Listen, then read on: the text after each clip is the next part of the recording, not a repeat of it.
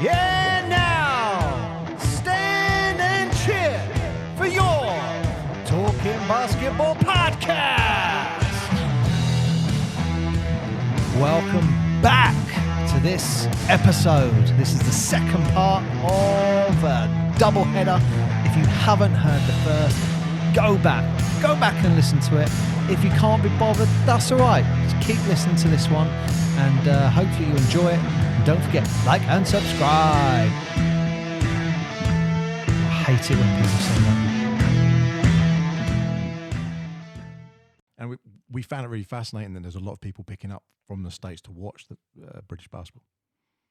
Yeah, and I know from conversations that we've had against teams that we played in Europe this season, they're whereas, you know, I know historically from the history that I've had and the time as chair when we've had teams in and out of Europe, of course, and I would go over to see Jordi Bertomeu quite a bit in the early days of when I was chair, and they were building the EuroLeague and Eurocup product, and they were desperate to have British teams in. I knew that was going to be a challenge, massive challenge, but the European market looks at Britain and it looks at it as the number 2 market in Europe. You know, how can basketball not be absolutely exploding? Well, it's not in the way that they think it should, because of all the reasons that we've already talked about. You know, not least the fact that ultimately, you know, culturally, politically, and from a media perspective, the sports that take precedence in this country are actually sports that we invented. Yep. And they're predominantly Commonwealth sports, not world sports. So you've got another challenge there. That challenge doesn't exist in Europe. They don't play Commonwealth sports per se. So they play football, basketball, volleyball, handball, you know. So they can't understand. They can't understand that what we're dealing with here is completely different to what anyone in Europe's dealing with. But now, fast forward a bit here, we talk to these clubs that we're playing in Northern Europe, and they're looking back at us. And I've had 2 of the clubs say to us this season, "You guys are going to fly past us soon." Amazing. And I'm thinking, perception is reality, right? I'm thinking, you know what? Not so sure about that, because your team budgets are way higher than ours. Yeah. But what I do know is their club models are becoming more and more unsustainable as we move along, because what's happened in European sport, not just basketball, is a lot of these clubs are propped up by government money, regional government money, and more often than not, a chairman that is happy to fund that club for a period of time. So we've played more than one. The majority of clubs we've played in the NBL this season are set up that way, because we sit and have a drink after a game and we trade secrets. You know, how do you do this? How do you do that? And ours is wholeheartedly the way I would want us to be set up. It's a sustainable commercial business. We sell tickets, we sell sponsorship, we sell merchandising, and we spend that money. And we just need to do better in those areas, and for the league to do better to help generate some income to come into the clubs as well. That's got to be the right and most sustainable way to operate. And is there a financial advantage of playing in Europe for the club itself? No financial advantage. So essentially, what we've tried to do this season is work out what it's all about, and whether the income from the home games can cover the cost of the away games. It hasn't, and part of that problem is playing midweek games. You know, it's very difficult to. We've done a great job of building Friday night as an event over all these years, and we're now having to try and build Tuesday night as an event. Yeah, and that's a challenge, because we've got very much a family market. I'd say we've had 1,200-1,300 at each of the games, so not bad, but Wow. we need it to be north of 2,000 a game to make it really work. But it's It's funny, isn't it? Because we look back 10, 20 years ago, and a bad trip into Europe for a club would mean that club folded. And it happened. If you look back in the history, it happened on several occasions. A bad financial trip, I mean, not a bad trip on the court. We're big enough now that particular project can be loss making, but be absorbed in the larger business. I guess it does help having a partner, which is the local airport.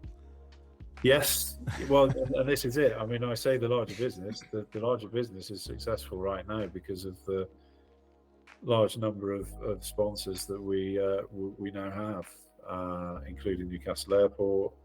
Most recently, I'm going to miss someone if I list them all, so I'll be careful. But our main sponsor, Sirius Group, obviously the building sponsor, Virtue, are the two very top tier. Yes. And we just have. I mean, we must be, in terms of main sponsors of the club, or sponsors of the club this season, we're certainly over 60. And that's obviously not just the men's team; it's the women's well, team, it's the academy, everything. The foundation, the academy, well over 60. Wow. At different levels, and anything from a match ball sponsor to buying a table in hospitality. So our hospitality, we're over 200 a game in hospitality every game.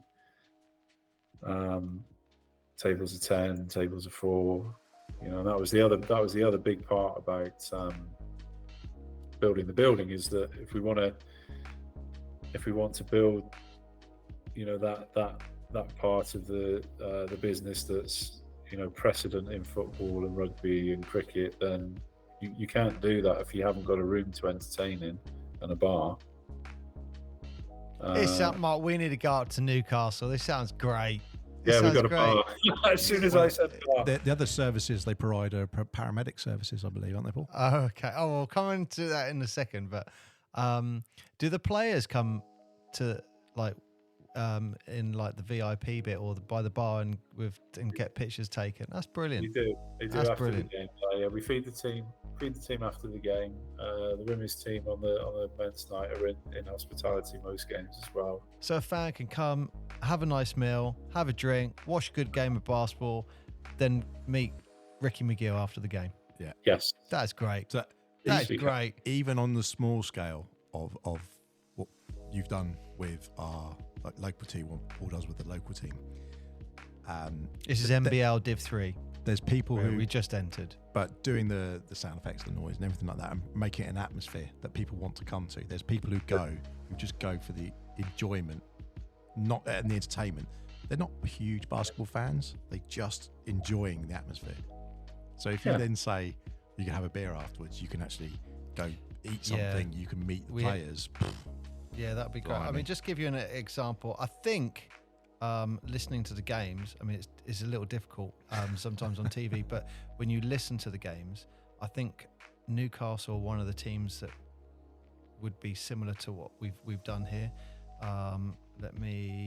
Bear with me. I'm just going to play you a clip just so you can hear the sound, so you can get the idea. Yeah. Yeah, one of those. This was they've missed a 3. They've just missed a 3. There's 10 seconds left in the game. This is our crowd.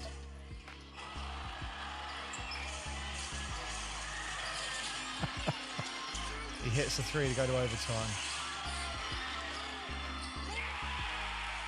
There you go. And we were at a point where we were like, as an organisation, we actually think we're an NBL Div 1 team, but our team is just entered Div 3. But I mean, that gives you an example of all the sound effects and stuff like that we do.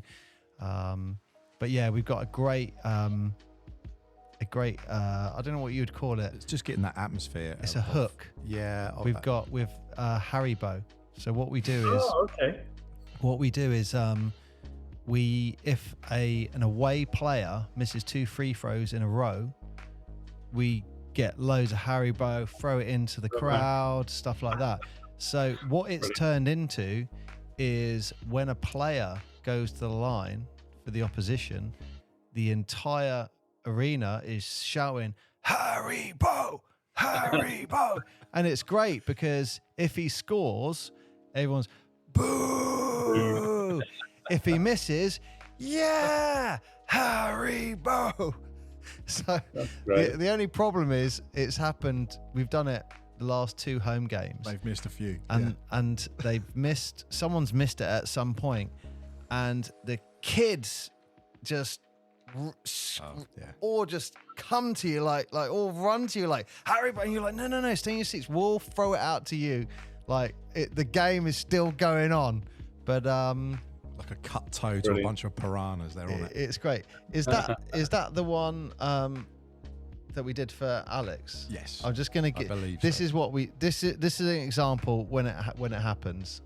I need to do that. Hang on.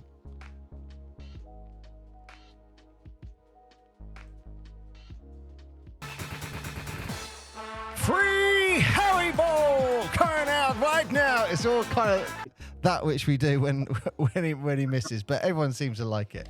Brilliant. I got to go. Difference, isn't it? You're not going to get that at a football match. And, no.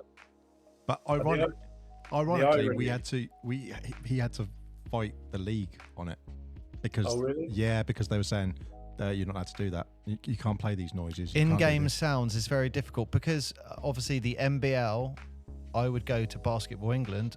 I guess the BBL, it's your own separate thing. So I'm like, can I play music during the game?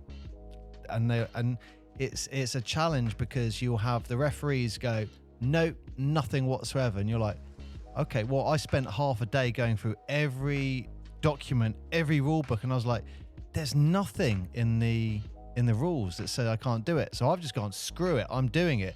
Now I've been doing it now with this second season. We're just about to finish the second season.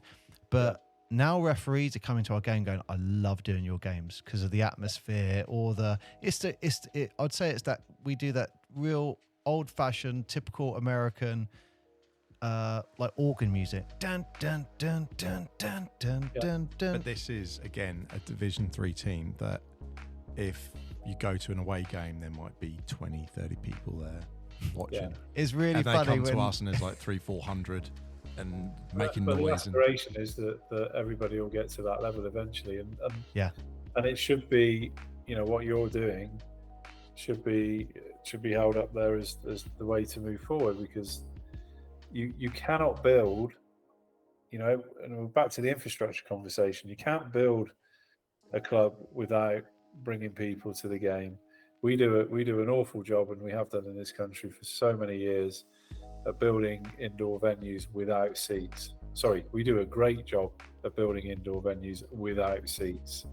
And then that's set in stone for 25 years. Yeah. That decision that's made then has basically shut the door for 25 years with that facility until it gets bulldozed. It's just, it doesn't happen anywhere else in the world. And that has to be broken. So the fact that you've got those seats is a starting point, because you can't grow unless you can introduce people in large numbers to what you're doing. And the biggest irony of all with our sport is, we've had this sort of British audience that shunned American sports for years and years because it's too razzmatazz, it's too this and it's too that. And before you know it, we've got 2020 cricket. And I'm watching that and I'm thinking, well, that's like an outdoor night at the basketball. But you've been telling us for years and years what we're doing is wrong. Well, it's clearly not the case. We've still got the upper hand, though. You don't get wet. Very true. And it's warm. And it's more exciting. But what you're saying about... apart from anything else. What you're saying about seating is true, because one of the things that local club had an issue with was going, well, we can get more people in than this. So where else can we go? Where's the venue? Who's got even just 2 bleachers that can pull out and maybe get... So ironically, we've said before, maybe the old place that Portsmouth played in the 80s. Well, Paul knows the Mountbatten Centre. And the Mountbatten Centre. I think if we outgrow where we are now, we'll go to that. I've got something, because I know this will bring a smile to Paul's face. One of the things I do is, and this is all based upon things that would frustrate me from an entertainment perspective in a game. And one of the things that I always got a little frustrated with, or I just find it boring, is when you have referees come together and they're just talking, and they might do it for 30 seconds maybe. And it's like there's silence and you just hear the crowd going. So what I started to do is this. So if the refs come together for a second, I start playing this. Can you hear that? Yeah. And whilst that's playing, I'll be like, the referees are in deep discussion here. They're considering giving Portsmouth Force the ball. Let's see which way it'll go. They're not a fan of that at all. There was one referee came to me. He goes, I've heard that you play this music. There's no way you're going to get me on that. I got him 4 times in the first half.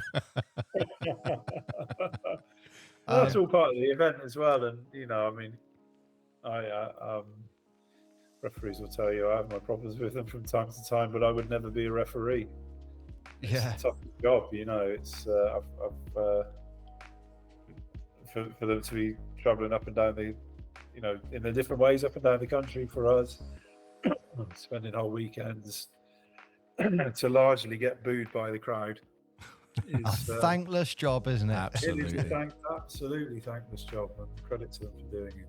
So what's the future then? What's the future for Newcastle? Can I just say one thing about the referees? What I do say with any of the referees who challenge anything, I always say the one thing is, look at all I'm doing is entertaining the audience. Yeah. This is not all I'm doing is complimenting the game. So even though you're in deep discussion, I'm not actually taking the mick.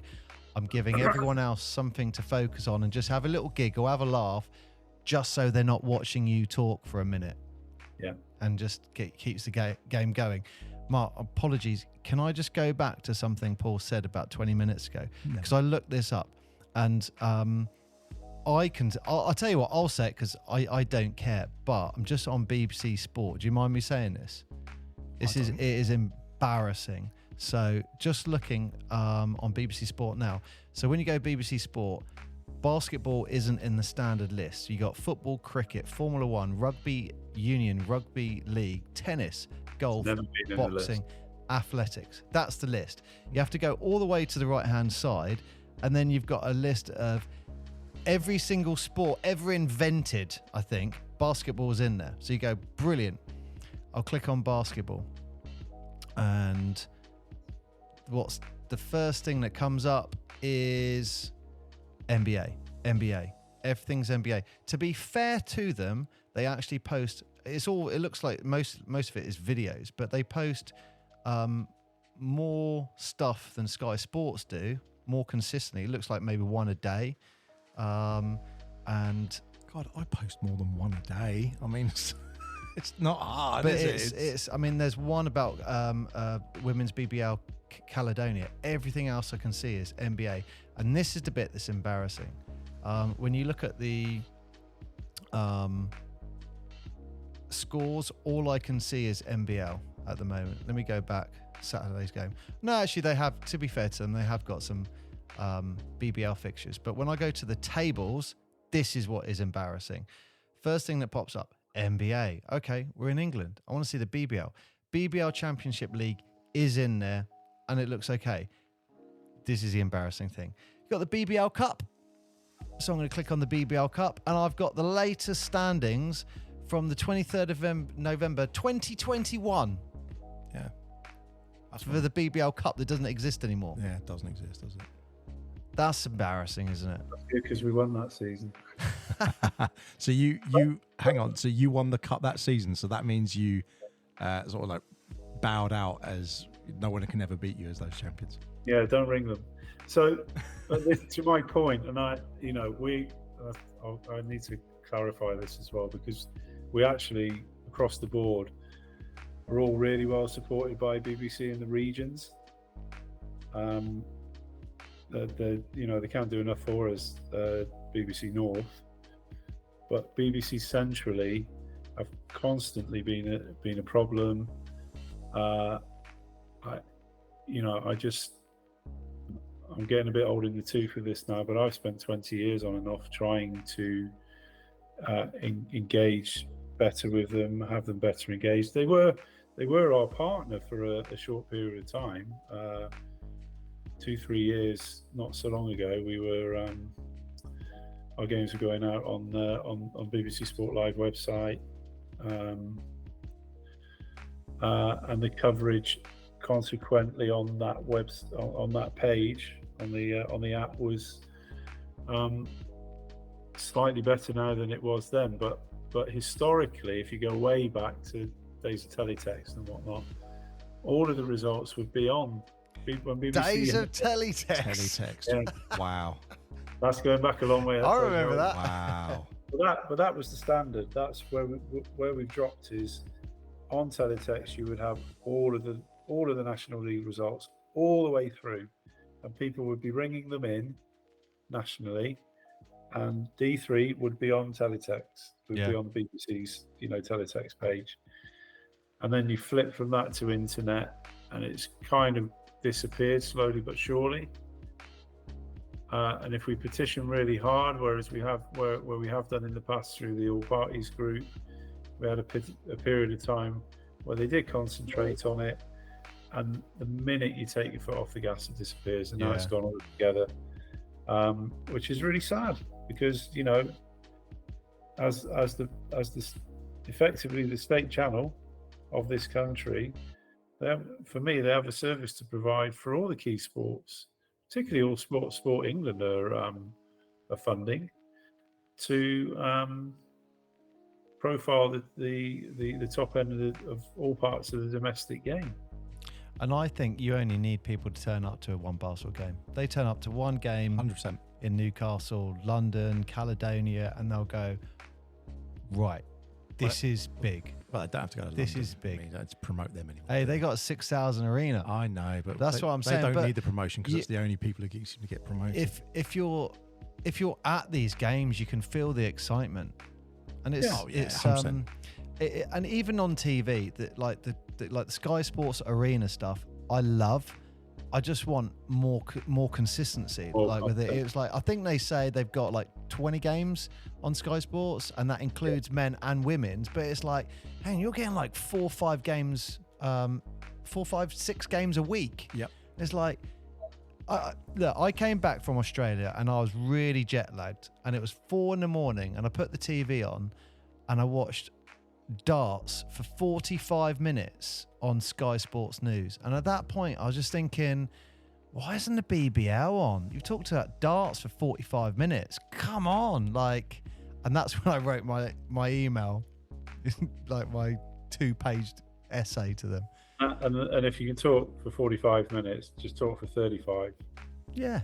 Give the 10, which is why I can never, if we have a debate about content and time, it never holds water with me. And I've worked with media for 20, 25, 30 years now, locally and nationally, and know how it works. We have journalists work for us on a daily basis. I know how it works. But it's a tough nut to crack. It's very frustrating, and like I say, Aaron's doing a job of trying to break that at the moment. But also for him, it's getting recognizing what the easier wins are at this point, and rather ironically, networking out to a country where its precedent league gets more coverage here than our own. For us to be syndicated out there is pretty crazy, because there's a lot of leagues that could be syndicated in the States. Yeah, I've done well with that. Paul, I'm going to completely change subject now. I'm going to go back to the Virtu Motors arena, and I've heard a story, and I know that we've heard a story, and that's about Newcastle Bold Eagle Keith White, and I absolutely love this story. And for those who've not listened to the Keith White episode, Keith is a a basketball player who's associated with the FIBA GB organisation, playing for his country, and he plays in the Newcastle Eagles arena. And he actually had a heart attack on, I think it was, did you say it was on a Saturday? Yep. Whilst he was playing? And what I loved about the story, and I don't know if you heard that episode, Paul, but what I loved about the story, and I said it then, was Keith said he was like lying there trying not to die, and someone let you know that the incident happened, and then Keith was like, Paul Blake then turned up. And I love that, because I just thought that is the biggest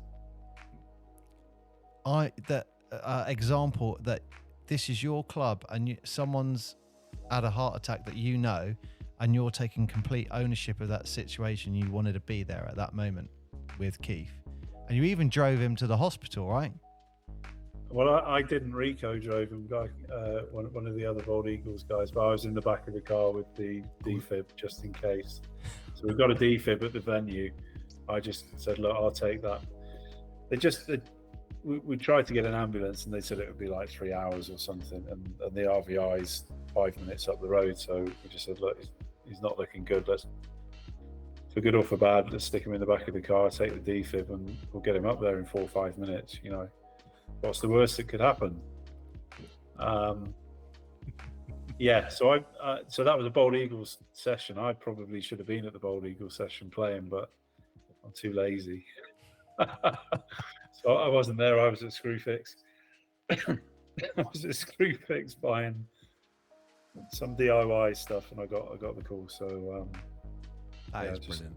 Gone down there. Yeah. Unfortunately, it all worked out fine. You know, we got him out of Rico's car straight in the back door at the RVI, and he dodged the queue and everything straight through.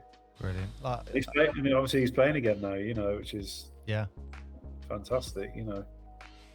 But I love that story, and the word I always came back to was, when referring to you on that moment, Paul, was ownership. Yeah, like well, being involved, and I think just that moment highlights lots of what's the right word? Lots of I don't know. I'm not your wife. I can't read your mind. you're gonna have to pause, shrink this bit. What's the word I'm trying to find? Values is the word I'm trying to find. I think you're gonna have to shrink that so it comes across. Not you edit it is what I mean. I think that incident highlights what good values you have, that you turned up and you were there to support Keith. I just loved that story. I just thought it was great. I appreciate it. I think, it's something anyone would do at the end of the day, but it's important that, I've known Keith for many years, played local league with and against Keith 30 years ago. So it's, those guys are important. But our problem with the basketball community is, unfortunately, we just can't house them all in our building. We need more courts. Which leads nicely onto your other question there, Mark. What's next? Yeah, what's next? Well, we're at capacity. The building's at capacity. Didn't take very long. Again, another irony. There's lots of leisure centres shutting down all over the place around us, and we need another leisure centre, because what we're doing is it's full. It's nuts. Take those badminton courts, rip them out. Get rid of all badminton courts. God, yeah, don't get me on that one. So when we built the building, we had, in fairness, we had fantastic support from Sport England, but and we received a grant that went a long way to getting the building built. But what comes with that is, you must do this, you must do this, you must do this, and we had to put badminton lines down, which we really didn't want to do.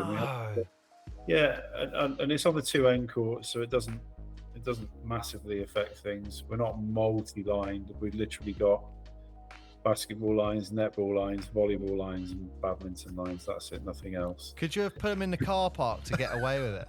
And gone, yeah, they're over there. I'm not sure how a badminton fares in the wind, but a badminton shuttlecock or whatever they call them. Yeah. But the irony is, there's a badminton centre a mile up the road that just has badminton in it and nothing else, and that had also received the Sport England grant. So strategically thinking, we were trying to get away with the fact that there won't be any badminton played in this building. We are a basketball first with some netball and some volleyball. We've got a resident netball and volleyball club, partly because, again, for the grant we had to bring 2 other sports with us. We said consistently through this, our business plan tells us we're going to need this space for basketball, but and in fairness, it's been great to have the other 2 clubs in, but we've we're all outgrowing. The netball club's got bigger, the volleyball club's got bigger. We've grown, exponentially. So the challenge is, as I said earlier, we're going to try and work out how we can put another 2 courts in the venue, whilst giving us then the capacity to extend that stand, to do both things. Have a 5-court hall and expand the seating a bit. So that's the next stage. Would you make one of those courts pure basketball? If you both of them pure basketball. Nice. Look at that. and at some point we're going to have to, we'll see where we go, evolution wise with the other 3 as well. But there's such a thing as wood tape. Which is really I've seen that at Reading. Saw that at Reading. Rockets do that a lot. That's what Keith was saying, that you guys tape up. Yeah. You don't notice it on TV. No. Which is great, isn't it? It means it's doing its job. But it confused me when I was watching a teardown video of the stadium last year sometime. I thought, well, where those lines appeared from, like they haven't pulled any mats up, or they haven't done that matted carpeting, and it's not block flooring. I couldn't work it out. And then when Keith came on and said, "Oh yeah, no, we tape it." Okay, you can't see it. You cannot see it. This will tell you how much I can, if I'm allowed to micromanage things. The tape that we get, the grain, if the line's running the right way and it suits the grain of the floor, you literally don't see it. But we've got some lines that run perpendicular, and the company that sells us the tape won't turn the grain 90 degrees. Yeah. So there's two lines that you can see, and they wind me up, because I just think if that company could just sell us some tape with the grain the other way. I'm a nerd. I'd say that's a perfectionist, and I 100% agree with you. There's nothing better than a purist basketball court, especially also if once you see it, you can't unsee that. Yeah, and then you'll know it's there. See, on the TV, we wouldn't pick up on that, but like when you're there, you see it. Yeah, you'll see it now. I've said. Out of curiosity, with like getting the court and stuff, the venue, did you have to? Was there anything on parking where they were saying that you can only have like 10 cars there, or was there anything like that, or because that's normally the thing, isn't it? We had to build a car park, so we've got a car park for 300. Oh right. And it's not enough. It needs to be double that, really. So that's and if we extend the building and put more seats in, that's going to be a prerequisite of the planning condition, that we'd have to build more parking spaces. We're going to have to find a solution to build a multi-car park if they allow us to extend. Yeah, actually, I've seen that at a lot of arenas, especially like in Australia and America, where you have your arena, then you got a multi-story right next to it. Sometimes you'll even have like the skyways, like a skyway going between venue and car park. Yeah. So that's that's inevitable. And the site's only so big as well, and we've got residents around the edges of the venue, so it's got challenges. But that's what we would like to do next. That's the plan, and then obviously revisit Europe. Really, really keen to keep trying to build the women's program. We've got a lot of young girls playing now, really want to drive attendances at WBBL games. We're doing a pretty good job with that. We could do better. And they're all so committed to the team. They so want it to work. And we just don't have the opportunities that certain other sports have. I supported again, you can choose to keep this on the record or not, but I supported an application for a cricket pro franchise today from one of my colleagues locally, and I really hope they get it. But the ECB's part in that pro women's cricket franchise setup is the successful franchises will immediately receive over £1 million each from ECB. Wow. Right, that would be nice, wouldn't it? Yeah, That'd be fantastic. I mean, it's so we just don't. We're not in that world. We've got to. Again, we're back to the sustainability conversation. We're spending what we generate, and that's generated in ticket income, sponsorship, community work. Whatever it takes to bring that team together and try and put as professional a situation in place for the young women that are playing. and I'm just going to change the subject slightly here, where you mentioned we're talking about fans coming to the game, and I'm referencing an incident that happened in Manchester. And by all means, you don't have to talk about this whatsoever. But as far as that, I guess I'll call it fan interaction. Is that a problem around the league? Because I've seen it, but it's extremely rare. And the first thing I said to Mark is that I reckon that's a one-off incident. That's all that would happen this season. Is that what are your views on that interaction? I think the BBL have just come out, and I think the players have got a get 1 game ban, a 2 game ban, but the fans head coach got a ban for a game. Who started the interaction, it's like a 5-year ban and a lifetime. Or was it? Well, no, what was that? Lifetime ban, something like that. One's 5 year. Which to me highlights where the league thought the issue was. Yeah, it's a lifetime ban from all venues. It's a tricky one because what we are selling is a sport that you can get very close to. And interestingly, I mean, that's no different to sitting courtside at the NBA. So anything could happen there. It would get shut down pretty quickly because security support is enough that they're only ever 30 feet away, 40 feet away, I suppose.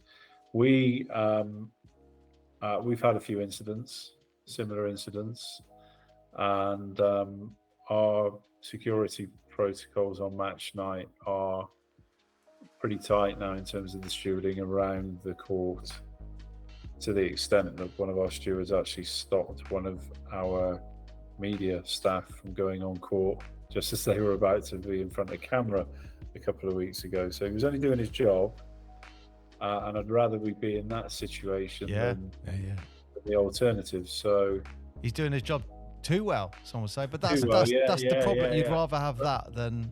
But you know what? We're a very tight arena, as you've seen on telly, and it wouldn't take much. So we're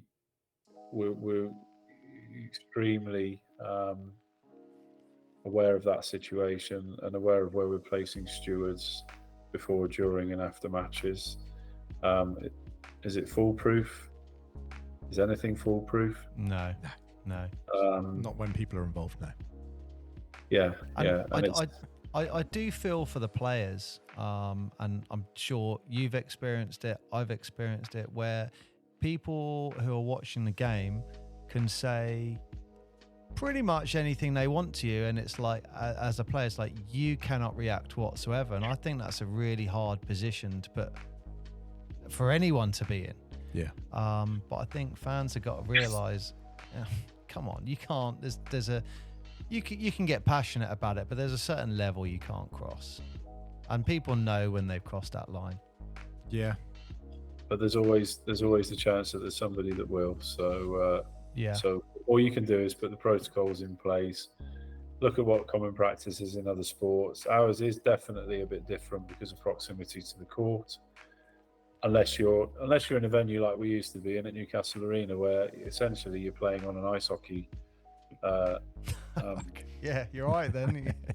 pitch, whatever the ice rink. Yeah, an ice rink, and you're basically secured by the ice hockey boards. Keeping the audience away, and that's the same at the bigger venues like Birmingham and like the O2. It's extremely hard to get closer unless you're already sat courtside. So, unfortunately, the majority of our venues are not built that way. So, it's just another thing to be aware of. We have risk assessments for every game. They now have to be lodged with the league. That's another set of work. After that incident, did the league say, guys, can everyone just check where they are with that? Yes. Yeah. We were talking, that's probably happened. Been through all of that. So we have to write a risk assessment for every event that we have in the venue, and they all get saved, for future reference. That's just standard in the industry. That game attendance and the whole 15-20 pages of information that will bore the pants off anyone that's not interested in it, but it's necessary. It's not my background certainly, but we have a member of staff that makes sure that those things are written up. Everybody knows what the situation is. We have, I'm going to say, 15 to 20 security staff at every game, and that's all part of government protocol for sports events, linked to the number of people in the building and the type of event that it is. And we have boxing and MMA events as well at the venue, and that takes a different kind of security. I bet, would that be harder because you've got the whole, I don't know what the word with testosterone or around I don't know if that's the right word, going around the building? Yeah, there's some chance that there'll be fights outside of the ring. Okay, yeah. So we've run a number of those events now and learnt a lot. But yeah, there's a massive piece of work that goes with running a venue. It's not simple by any means. It's brought an extra large size of workload, a completely different type of organisation, much larger staffing base. I think the foundation had 160 on its wage roll last month. Not all full time, of course. A lot of event-based staff, but nevertheless, that's a big job to manage. When not so long ago we were a little basketball club hiring somebody else's venue and just making it look right for us on the night, and then walking away the next that night. Did you see the incident in Sheffield with the little kid running on the court in the fourth quarter? Have you seen that? Oh, it was.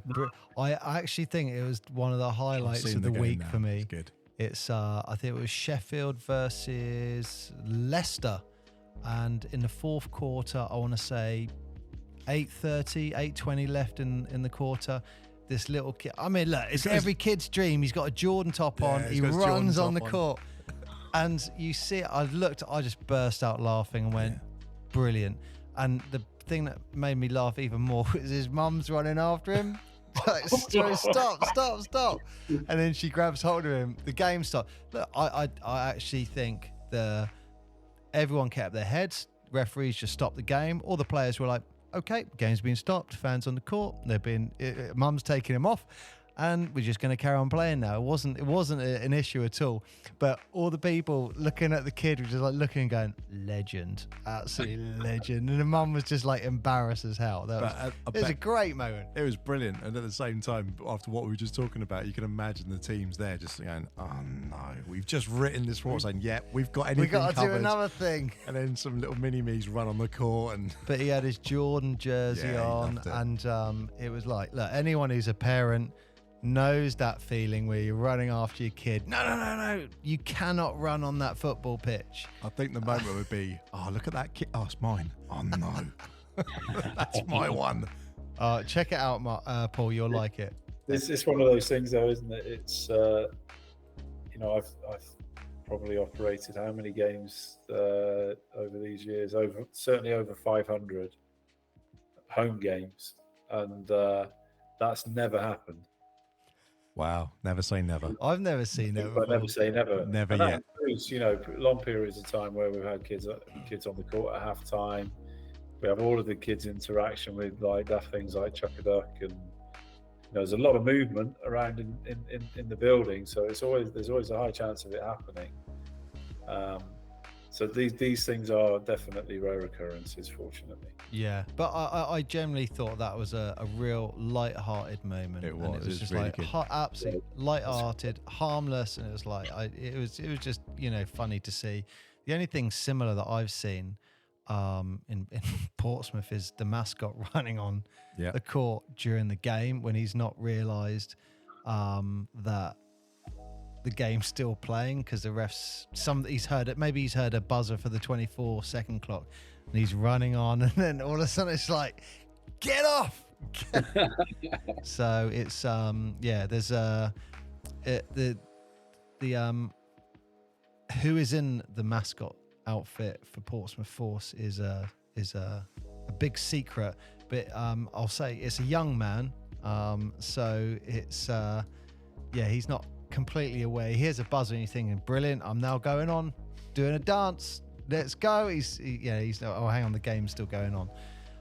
So what's your, if we put the stop on now and you and the wife just went, right, we've done our tenure now, hang up boots, what do you want to be remembered for? What's that, what you're most proud of in that whole tenure that you've had? Before Paul answers that question, can I say, if that happens, the entire BBL organisation, Newcastle, need to give Paul and his wife a standing ovation, and there has to be an absolute huge thank you for blessing us with your presence moment in that. That's just my view. Or just don't do it. But we're certainly not looking for plaudits. That's for sure. I'm not cut that way, so I'm not too concerned about being remembered for anything. But in terms of like being able to look back at press cuttings and old videos and share that with the likes of Fab and the people that have put their whole lives into the club is what's important. We've got some core staff that have been with us a very long time. So I suppose just really be able to look back at things and have those memories in papers and on video, and have some time to absorb that in the future are really what it's all about. As it is in any job, we've possibly got a better record of it than you would normally have in another job. If that makes sense. So, and just remembering some of the real highlights. I mean, I'll never ever forget. I'm not sure we were the first team to play at the O2 when we sold it out. I think we were. I think it was us and London Lions. But that was just ridiculous. I don't think any of us ever thought we were going to get the event to that level at the league, and to go there and play a game in just what looked like an NBA setup, and to win that game as well was just off the charts. That was amazing. As was any of the sort of playoff finals over the years at Birmingham, because Birmingham weekend as it was years ago was always a cracking weekend. So just sort of like looking back at things like that is all I'm really ultimately interested in, and seeing that the venue just continues to prosper. Well, it's a hell of a mark you've made on the club so far. It'll Yeah. be really interesting to see what you're all going to be doing next. And the team's doing so well, and fourth in the league at the moment, also in that playoff position. We just want to. I'd love us to just get back to we're playing entertaining basketball, just to be at a level of competition similar to where we have been historically. Mark's doing a great job. I love his passion. So he's certainly helping to take us in the right direction. I like the European journey's been interesting. I think we need to keep doing that. We didn't go in to just go in once and not go in again. It was about making that part of what we're doing moving forward. So all of those things, it makes us more busy and more hectic. We always need more staff, and I always cook up another crazy project that drives everybody insane. I don't know if this is a silly question or not, but is there still much goodwill, like as far as staff concerned, in the BBL? Goodwill from who? For example, people saying, "Yeah, I'll do the announcing. Don't worry about it. I'll do that for free." Like, well, that's kind of changed. At club level, we have a guy, Howard Layton, who's been our announcer for 20 years now. And I'll tell you, I'm sure he won't mind me saying this. He's never taken a penny, and I feel constantly bad about that, which obviously I could solve. But he absolutely doesn't want a penny for what he does. He loves it. That's great. It's his life. He's our voice. And he's just a cracking guy, and he's done, in my mind, more for basketball in our region than anyone else. Not to put anyone else's input into the sport out of context at all, but he's just been there for everyone for such a long time. So and I don't think there's many people that would disagree with that. That role in particular is such a significant role, isn't it? Yeah. But he's chair of the region, has been for a long time, from a participation point of view. But he's been doing this for a long time, and he's just a great guy. So yeah, at club level, we need that. We still, even though we're growing, we still can't get by without the volunteer base, and on the foundation side as well, even more so. So it all falls apart without volunteers. Yeah, definitely. Yeah. It's a sport run on a lot of goodwill, isn't it? Yeah, that's what when Paul said it, I thought the goodwill, and so we've seen it in down here especially, and in some other clubs. That's why it popped in my mind. I know Mark's got his final questions, his 5 pine question. But I do have one. Can I just slip in, kind of associated with your question? Mm-hmm. Who is your favourite Newcastle Eagle player that you've brought in? Oh, no. I knew that would be a good one. I really messed up on this. You don't have to just say one if it helps. Oh, boy. Well, there are two standouts, aren't there, in terms of... apart from anything else, I can say them because statistically they've won more than anyone else. So Fab, for what Fab did and to achieve what he did as a player coach, it's quite incredible. And Darius, because of we brought him up here from Hackney as an 18-year-old, and again that was Tony Garboletto. Wow. Darius didn't want to go to college in the States. Just didn't want to do it, wanted to stay in the country. And Tony said, get yourself up to Newcastle, go and have a trial. And Fab liked him at 18, and he's just turned 39, I think. Still with us. So on that basis, he's won 27 trophies. He's an absolute Eagles legend. I don't think any of the other players who I haven't mentioned there, and there are many who I could mention, would dispute that one. What was the best? Who was the best player that you stole from another opportunity? No comment. I didn't think you'd say that one, but I had to ask. But yeah, I'm No. sure there's all these sort of, I'm going to go here, then someone ends up somewhere else. Who is the favourite team that you would like to beat? Who's the Favorite one? team we'd like to beat Yeah, at the moment? Now, this season? just generally, like throughout the history, your Over the personal years. is like.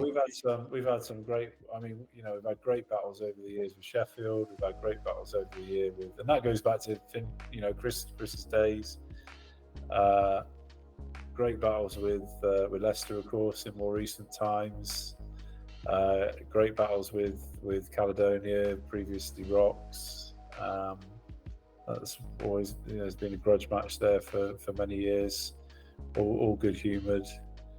Am I missing anyone? I think probably those are the three keys. Yeah, I don't think. I mean, Cheshire, we've had some good battles with over the years as well. But that's about longevity as well, as much as anything else, because they're the ones that have been involved as long as I've been involved. So for the most part, Leicester and Sheffield with the same ownership, so we've known the same people at the clubs for a very long time. And funnily, we do very rarely talk about the games. Oh right. Yeah, it's more about the business and the games between each other. Don't really talk about. So you would never sit with a fellow owner and watch the game? No. No, I have done. We have done. It could be a bit awkward because you're both watching with a completely different bias, of course, and you're both going at the referees for different reasons. And poor, you got to feel sorry for them because they make more decisions than the CEO at Procter & Gamble, in 2 minutes, a referee. So you're always going to fall on the wrong side of somebody at some point. Can't win. So, so we don't tend to do that. And we don't tend to talk about, how we got in that previous game. There's certainly no lauding of it ever. Doesn't happen, and it doesn't happen partly from a perspective of actually this is a long game. Yeah, it's a really long game.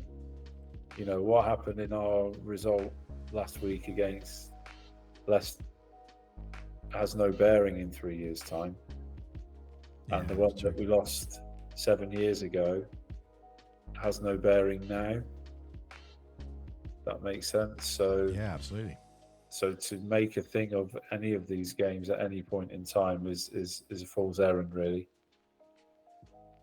It's a lot of big picture. and I never thought of it like that before. No. Yeah, it's just, and actually coaches have that kind of tend to have that long view as well. Players do. That was just that game in that moment. You don't carry it onto the next one. No. You have to have that mindset. You really do. You wind yourself up otherwise. But take the chip. Take the chip onto the next one if it didn't go the right way for you. That's the key one, really. That's sport. I wish we could draw. I don't. I'm kidding. No, I'm kidding. I was about to say that was a big lie there, wasn't it? Absolutely not. But it would sort of take the air out of the balloon at points in the year, if that makes sense. That's me back to me. I hate losing. So, Paul, is there anything that you would want to tell us, or a question that we haven't asked you that you'd like to say about Newcastle at all? Something we may have overlooked, something we may have missed, or something you generally want to share about the club, your tenure, or any projects you got coming up? I just think we've always been very. It's not a job for any of us. It's or particularly for me and Sam, it's a project. It's always been a project.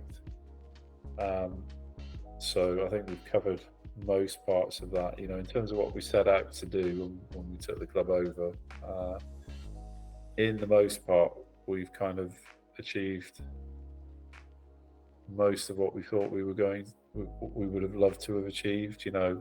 Did we ever think we were going to win a trophy? Not up to that point, we didn't. No, couldn't see it. Couldn't work out how to beat Nick's team when Nick was at Manchester.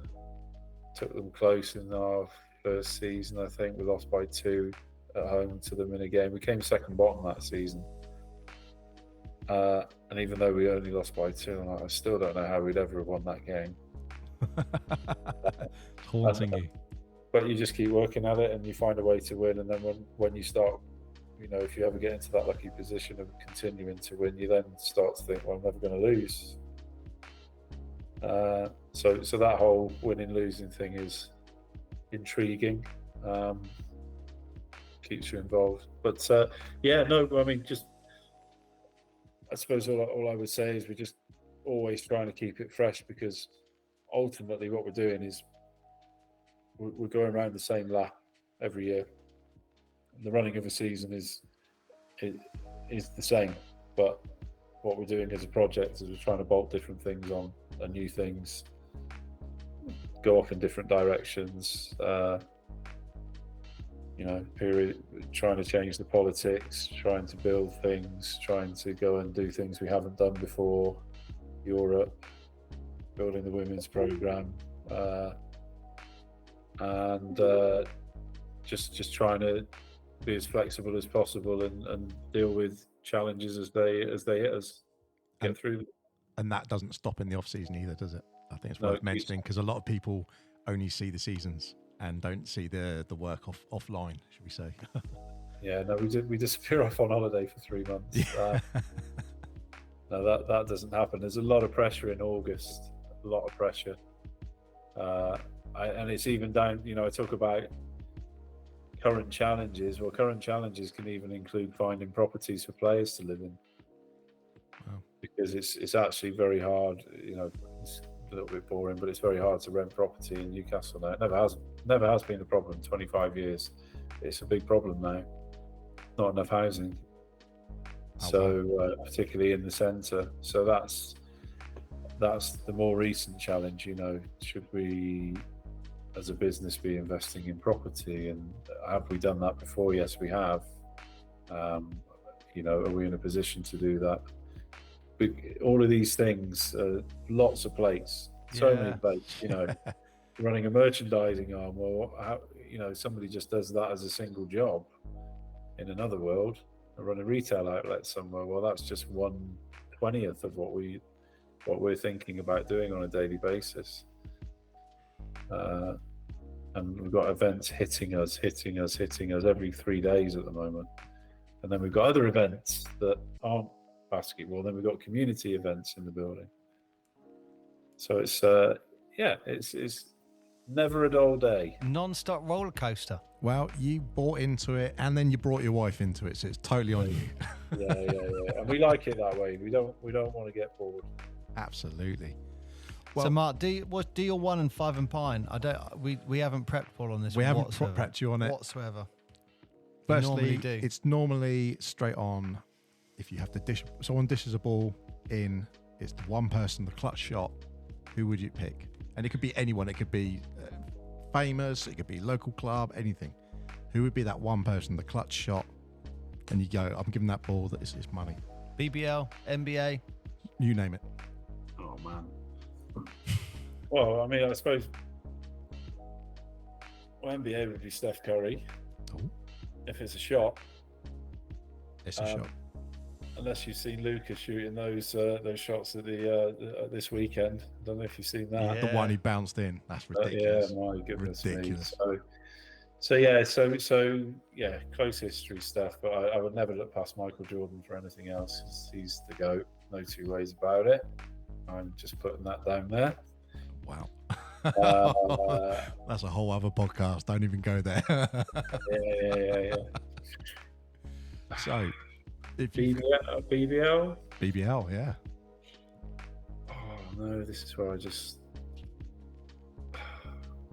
Is this for the one? Yeah. Oh, why are you doing that to Paul? He's picking it himself. He wants to pick a BBL one. Right. We're letting him do it.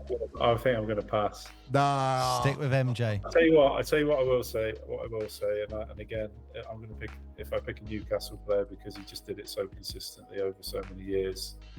And again, I don't think anyone on our team would question this, but Charles Smith was absolute money for us for a long time.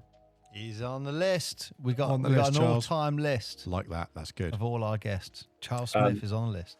So Is he? Good. He's- And there's a game, so you can reference this in future whenever you talk to him.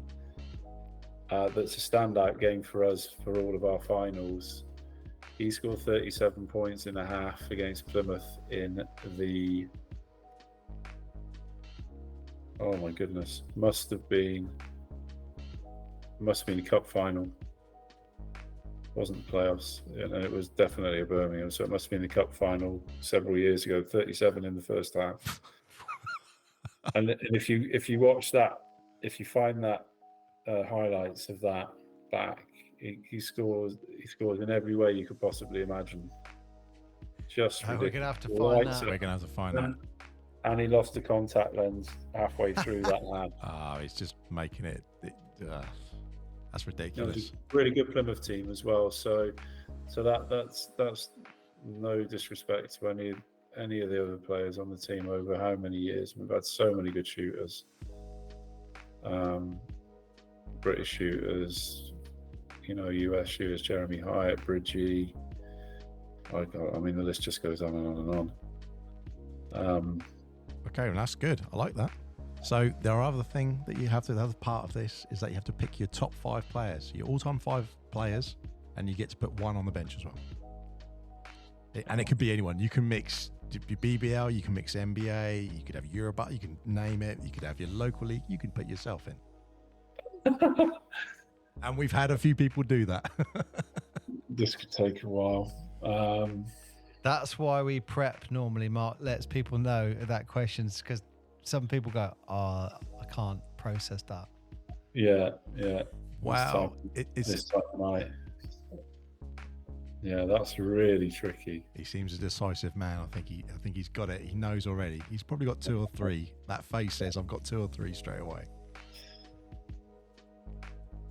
He's already called one person the GOAT, so I think he's going in there. Well, you can throw Michael Jordan in straight away, can't you? So MJ's in. and I'll probably get pretty boring after that. I would have to come back to you. Honestly, I'd have to come back to you. I've got so many players rolling through my head on this. That's good. Wouldn't know where to start. And I've done this with BBL players, and I've got to 13. Sorry, Eagles players over the history. And Wow. I just kept naming names. We could just leave it as MJ. So That's my it. That's the list. MJ is my 5 and 5. MJ in every spot. MJ in every spot. No, there's going to be a team, and it's like this is going to be your team. 5 people, 1 on the bench. That's it. Well, 4 now because MJ's got 1 spot. God, you're gonna have to do a lot of editing here. Perfect. Should we go American? Let's go NBA. Yeah, that Yeah, do it. Just make it easy. Because then I don't personalize it with Perfect. missing somebody out from my BBL history.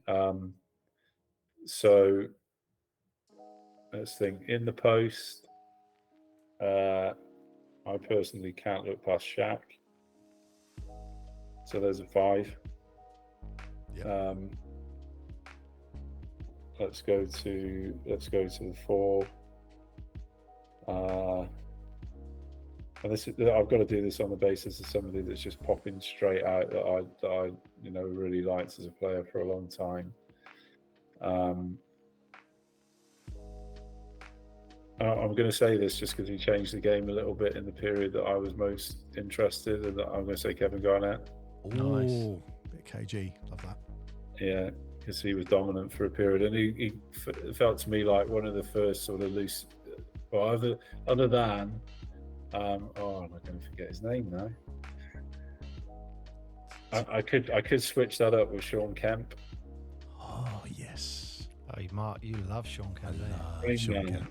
Rain Man, I love Sean Kemp. The other one people put in as the big is Tim Duncan as well. Yeah, and you could go David Robinson, Tim Duncan. Yeah, because it's But like it's tough. let's stick with entertainers, because they were straight up like regimented, really well drilled guys. They were animals. That's what they were. They were absolute animals. They were savage on the court. No, this is a strange one. And I don't know why he's popping into my head, but I just liked him as a player. And I'm going to stick him at the 3, Grant Hill. Ooh. Grant Hill, yeah. I'm assuming Pistons Hill, not Magic Hill. Yeah. Or Phoenix Hill. Phoenix Hill. Yeah, I just like from college onwards liked him as a player. These are just first names that are popping into my head. I'm going to have missed loads. Oh, guys, what am I saying? Okay, I'm going to stick him at the 2, which is not right. Scottie Pippen. Scotty. Wow. And who's on the bench? Who is sitting on that bench, gracing the pine? That's a team that doesn't work in any way, shape, or form, by the way. Deary me. On the bench. God, just who's going to pop into my head here? I'm now thinking Dream Team. Scott Laettner. Was it Scott Laettner? Was that his name? Christian Laettner. Christian Laettner. No, not Christian Laettner, no. Did he even get on in the Dream Team? Did he come on play? Don't know, actually. I'm not sure if he played or not. God, there's loads of players I've missed out there, isn't there? I mean, Magic Johnson, Kareem, Clyde the Glide. I liked him as a player. Let's go for a current, because I just watched him sink that halfway line shot last night. Dame Lillard. Oh, that was mental, wasn't it? Yeah. Same time. So that's in no particular order, just what's popping into my head. I'll go and consult my oracle and realise that I could replace them all, except MJ. So from talking with you today, Paul, I think what we'll do is we'll type this up, laminate it, and then we'll send it to you. And then when you get it, you'll be cross, and then you'll think, no, this is wrong. Done. This is it. This is your list. You can't change it. I didn't say. I didn't say Dwayne Wade, and I should have said Dwayne Wade, because Dwayne's buddy Joe played for us for a number of years. I'll tell you what, I'm putting him as number 7. Wade, D Wade. You get a 7. There you go. And he could legitimately play at the 2.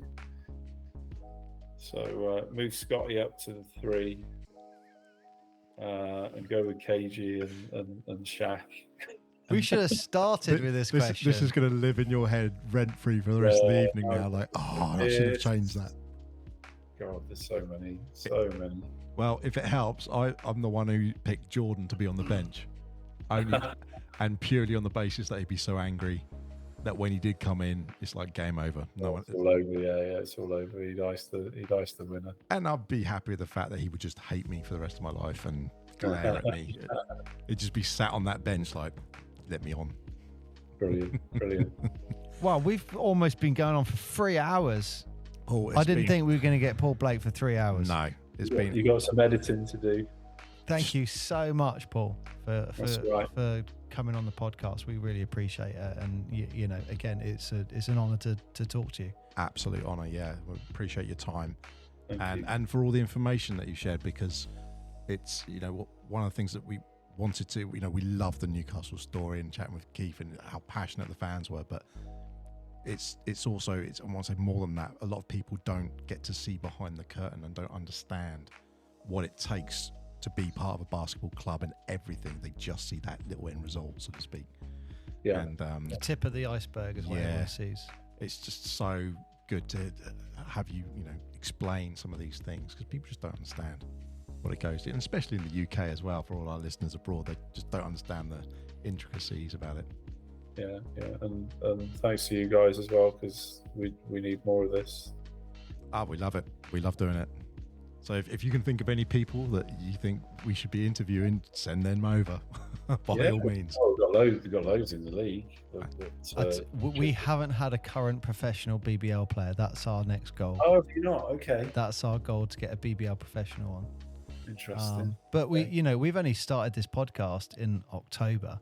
We started it a bit early. We changed the name in October, and then it exploded. So currently, what is it? 53,000. 53 a month. Downloads every month at the moment. Right, fantastic. So we've got to a point where, I mean, I've got contacts with some of the old players from 80s and 90s and around the area, and Solent and stuff like that, and with the GB side of things. But the current BBL is definitely, that is our goal. Like, let's get a current professional.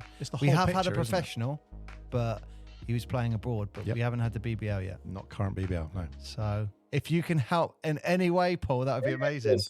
There's a few guys at ours. I'm sure there'll be others. Definitely. Wow. I mean, even if you, even recent, even guys like Drew Lasker and that recently retired. Drew's great. What's his name? Sheffield. Oh God, my brain's gone dead. Welcome to my world. Sheffield Sharks forward that's just retired. Oh God, no, so bad. I'll have to come back to it. But guy, Kieran Achara. Yep. Kieran would be great. Kieran would love to do it, I would imagine.